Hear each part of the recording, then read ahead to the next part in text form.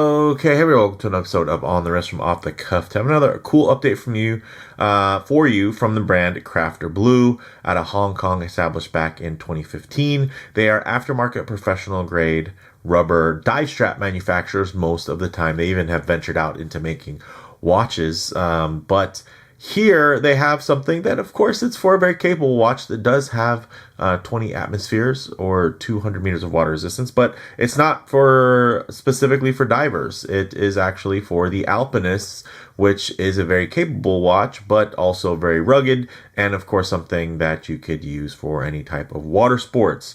So yeah, pretty excited to share these with you. You guys know I have a whole big Alpinist collection, and being able to change things up because I am a bracelet guy definitely helps, because of course Seiko is not necessarily known for having the best bracelets.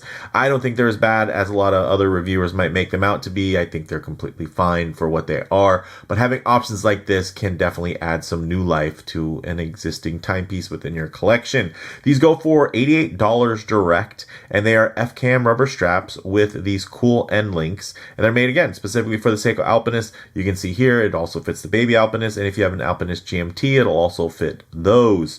There's a there are various colors. These are kind of the three that stood out to me when I spoke to them about it. So I thought, why not get these set up? They're cut to size. We can talk about that as well, so we can definitely get a really nice fit on there. And there are a couple other color options that aren't shown here, which would be the blue or the orange option. We have black, green, and gray. And I left the gray unaltered so that you could also see how this comes out of the package and kind of what state it's in and how much slack you kind of get within this system. So with all that said, let's go ahead, zoom the camera out, get these pieces in hand, and take a closer look. Okay, now everybody loves a good Seiko Alpinist, the baby Alpinist as well. I mean, for those of you that don't need the compass functionality, it definitely does the trick.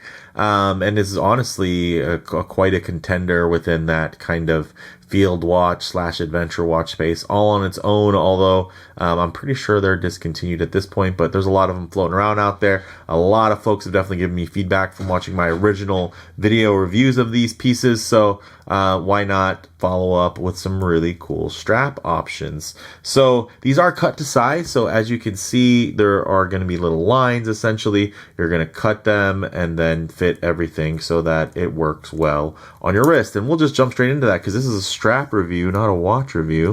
So the nice thing is, once you kind of can be very timid with one, you already know how many notches to cut out for the same watch. So I think that's really, really cool. We got the green on display, of course, with that classic SARB green, as well as the SPB with the more monochromatic setup with, of course, a couple of other warm hues, just to make sure that you're getting a fair amount of contrast. I think they look great and they feel great as well. I'll leave like deeper specs down in the description, but of course you're also able to follow the links to get the full breakdown. But this is how they come, and I think it is a pretty cool and conclusive layout, bagged, of course branded, and you even get your basically your international guarantee, certificate of authenticity, etc.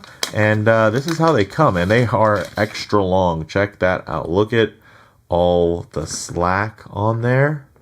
That is a lot. I mean, that's a lot. Of course, you originally get it like that. If you count holes, you can see here how many holes I have left. Is just going to be 4, with the 4th hole with the spring bar in it. And then on the long end, right, because you're going to want it to sit like this as you spread it, you can see you have a lot more holes, about 8. And essentially the 8th hole is going to have the spring bar in it, and I have that all the way tightened up. So I do have micro adjustment to loosen it if I need to on a hot day. You could always arrange it the other way so that you wear it further on the end. I like to have that extra bit of security in case something misseats, that it might catch any of these other holes versus when you have it on the far end.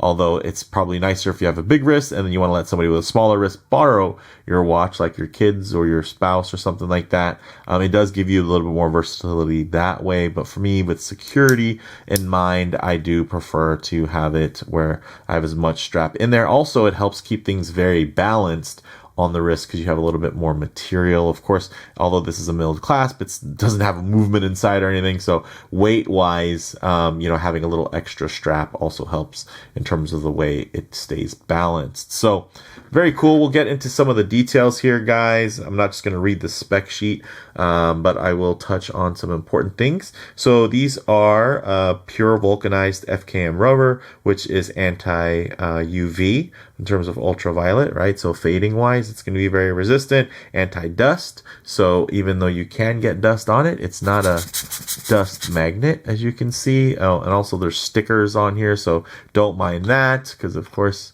without the sticker, you can see the finishing is much nicer. But I'm just going to use this so you guys can, again, get a closer look. Very nice on the underside. The sides do have minimal little kind of flashing lines there from the molds. So it's not super obvious, but it is there, does exist. But this is something that does cost, of course, under $100. You have very nice Endlinks here that flow very well with the strap as well as with the case, as you can see here. Very nice. I think even better on the traditional Alpinist than on the baby Alpinist. I like that there is a touch of polish, which does tie to the polished bezels on these models as well. So another nice touch. And then, of course, very nice sharp lines here, so you're going to have a bit of extra contouring, so stylistically it's going to look quite good. You've seen these styles in the past, and of course it does tie in nicely to the female end link there. So very, very cool. Again, there's a lot to like. Stainless steel, everything is brushed. You do have, if we can get a look here, push button with the flip lock. So very nice from that perspective. Very secure, doesn't feel too loose, doesn't feel too tight. Of course, doesn't have a luxury vibe to it in terms of the construction, but it doesn't have a luxury vibe in terms of the pricing either. So be happy about that, that it is, commensurate with the quality. Let me give this a couple of quick wipes here. With the quality of the watch that it's paired to itself. You guys can see that green plays really nicely without being overly matchy, because at the end of the day, you have a sunburst, right? Which is going to be a lot more dynamic in terms of the color gradation versus here a matte finish. So I think they did dial that in quite nicely.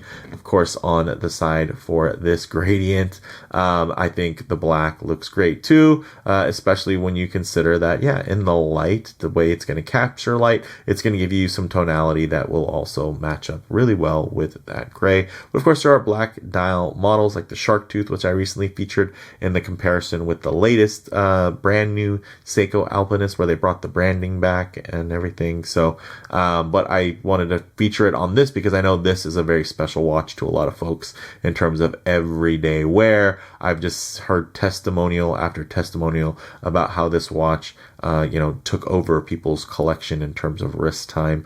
And then with a strap like this, I think a strap pairing like this, I should say, it just gives you even more versatility. So I do like that a lot. 20 millimeter in terms of the lug, of course, because that is what it is for the Alpinist line. And then it does taper down in terms of the strap down to about 18.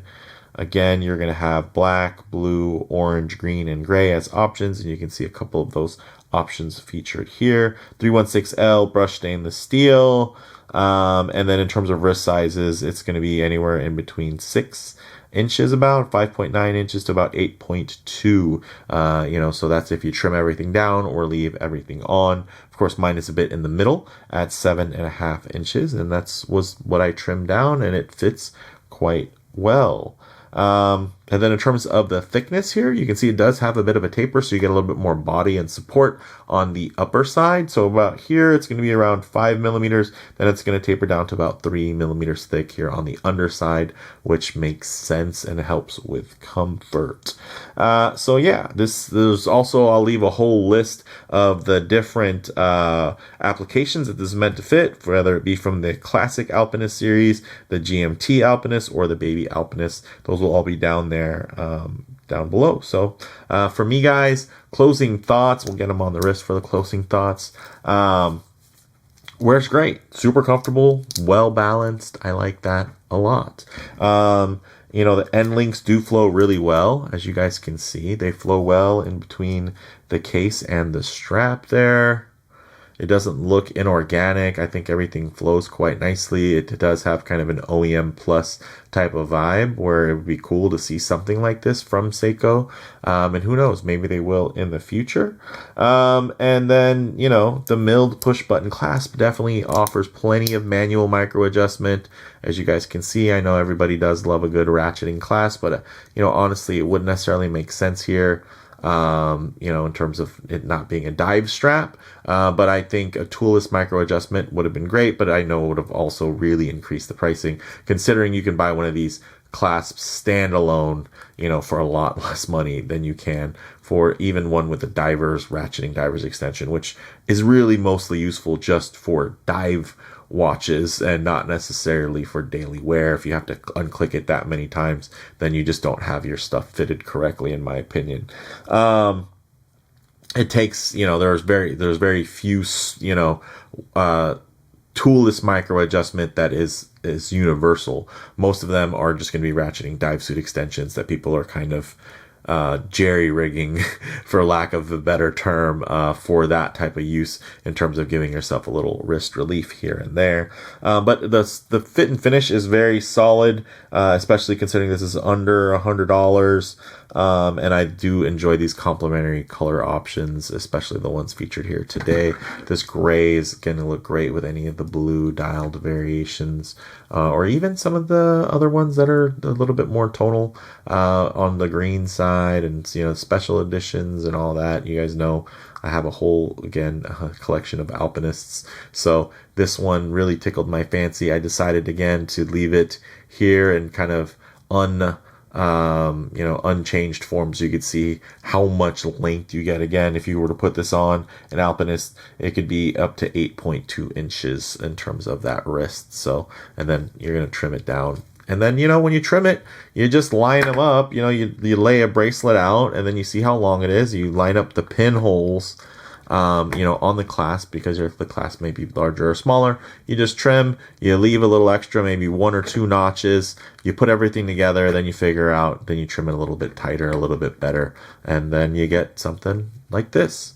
So, yeah, let me know what you all think down in the comments below. If you like the video, please hit like, and if you haven't already, please subscribe for more content just like this.